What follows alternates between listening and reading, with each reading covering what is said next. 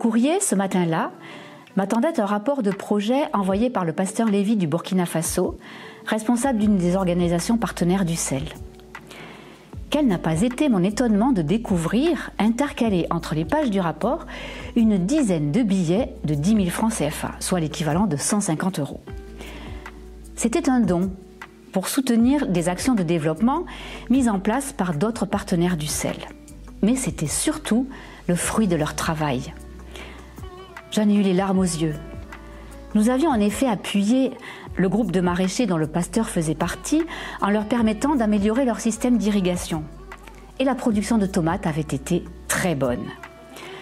Tout comme les Macédoniens auxquels l'apôtre Paul s'adresse en 2 Corinthiens 8, malgré leur pauvreté profonde, leur joie débordante les avait conduits à faire preuve d'une très grande générosité. Et ce don est arrivé fidèlement plusieurs années de suite. Ils ont donné volontairement, voulant à leur tour prendre part à ce service. Je me suis plus tard rendue dans ce village, en zone sahélienne, et j'ai pu rencontrer les maraîchers. Leur champ de tomates et d'oignons se situait auprès d'un barrage qui permet les activités de maraîchage de contre-saison. Nous avons parlé de leur succès, mais aussi des difficultés auxquelles ils faisaient face. Leur générosité dans le dénuement m'a touchée. Ils étaient venus à ma rencontre, à pied ou parfois en vélo, avec des cajots remplis de tomates et des paroles de reconnaissance et de bénédiction. C'était leur façon de remercier les donateurs du CEL et de partager malgré leur pauvreté.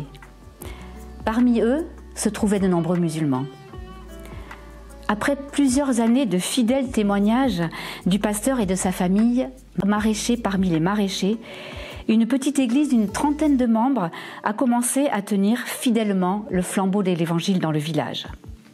Aujourd'hui, le pasteur a dû quitter son village et ses champs en raison de l'insécurité grandissante en lien avec la crise au Burkina Faso. De nombreuses familles de déplacés ont trouvé refuge sur le terrain de l'église. Et ma prière s'élève vers Dieu pour ces personnes qui souffrent tant.